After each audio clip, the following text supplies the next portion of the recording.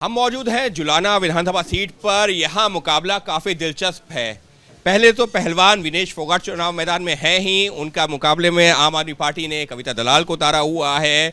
BJP के जो उम्मीदवार हैं वो पूर्व में पायलट रह चुके हैं और ये तमाम उम्मीदवार पहली बार ही चुनाव मैदान में उतरे हुए हैं। तो निश्चित तौर पर इनके लिए भी मुकाबला आसान नहीं है, क्योंकि राजनीति में बहुत ज़्यादा अनुभव नहीं है। कविता, आपके लिए भी अब तो जो है आखिरी कुछ घंटे, क्या उम्मीद है?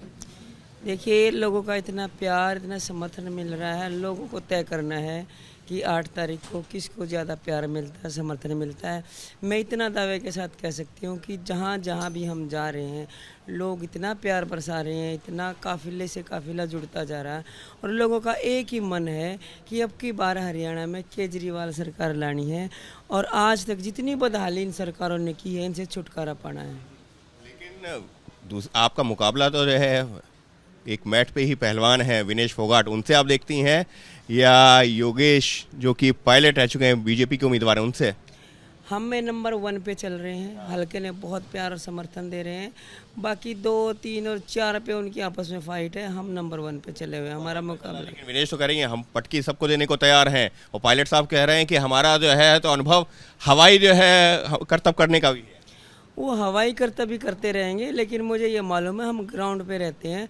आम आदमी पार्टी का हर नेता और हर कार्यकर्ता आज ग्राउंड पे है, घर घर तक जा रहा है विचारधारा को लेके, और लोगों को समझ में आ रहा है कि अरविंद केजरीवाल जी ने जो दिल्ली में काम किए हैं और पंजाब में काम किए हैं, वही काम हरियाणा वालों को भी चाहिए। विनेश तो कह रही पटकी देने आपको ऐसे दे देंगे बहुत आसानी से, आप मुकाबले में नहीं बता रही हो तो? विनेश के अकेले कहने से कुछ नहीं होता। जनता तय करेगी, जनता ये निश्चित करेगी कि क्या होना है, किसको आगे बढ़ाना है। जनता क्या जानती नहीं है कि कौन उनके बीच का बच्चा है, कौन उनकी बेटी उनके बीच से निकली है। हर संघर्ष में साथ रही है। किसानों का संघर्ष हो, सरपंचों का संघर्ष हो, खिलाड़ियों का संघर्ष हो, हर संघर्ष में हम उनके साथ रहे हैं। तो हर आदमी इस बात को जानता है कि रातों रात कोई कैंडिडेट अगर हवा में तैर कर आ जाता है तो उससे हल्का संभलना बहुत मुश्किल होगा। इसका तो ससुराल है, वो कह रही हैं कि, और आप कह रही हैं खिलाड़ियों का आपने साथ दिया था, तो वो भी उसी आंदोलन का हिस्सा था? बिल्कुल हिस्सा थी और हम भी उसके समर्थन में गए थे। पूरा देश उनके साथ था। लेकिन आज वो एक कैंडिडेट हैं, उसी नज़र से लोग उनको देख रहे हैं। मेन बात यह है कि आज आम आदमी की ज़रूरतें क्या हैं, उन आम आदमियों की ज़रूरतों पर काम कौन सी सरकार कर रही है। हल्के ने हर पार्टी को मौका दिया है। अब की बार बदलाव चाहती है जनता।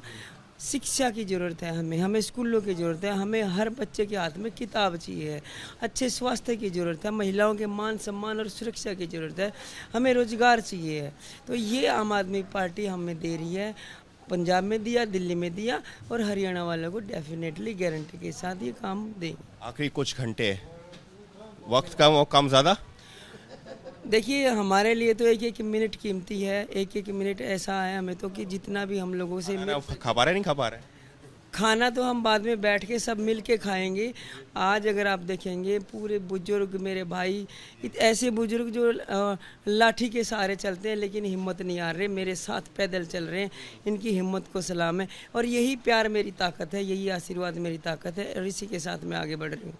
साफ तौर पर कविता के अपने दावे, उनका ये कहना है कि जिस तरह से दिल्ली और पंजाब की सरकार चल रही है, उन्हीं जो है वादों को लेकर के जनता के बीच जा रहे हैं। विनेश के अपने दावे हैं, बीजेपी के उम्मीदवार योगेश हैं, उनके अपने दावे हैं। लेकिन कविता का कहना है कि वो लड़ाई दूसरे, तीसरे और चौथे नंबर की है और 1 नंबर पर आम आदमी पार्टी की कविता जो खुद का दावा कर रही हैं। तो फिलहाल ये दावे और आरोप प्रत्यारोप का सिलसिला तो चल ही रहा है, लेकिन आखिरी चरण का बस चुनाव प्रचार है और उसके बाद में 5 तारीख को होगा मतदान। नतीजे आएंगे 8 अक्टूबर को। तो एबीपी न्यूज़ के साथ आप भी बने रहिए और देखते रहिए लगातार ये चुनावी कवरेज, और 8 तारीख को सबसे तेज नतीजे आपको मिलेंगे एबीपी न्यूज़ पर। सहयोगी कैमरा पर्सन सूरज पांडे के साथ Ankit Gupta, ABP news, Julana. What does Haryana's youth want? What's the political mood of the region?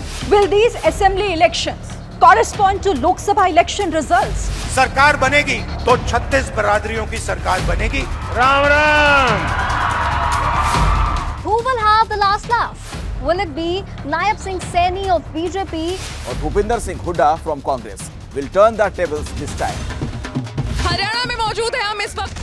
Get to know the ground reality of the Haryana elections 2024 with real-time updates in your language and your preferred platform. Only on ABP Live Election Center. Sahi information, har election.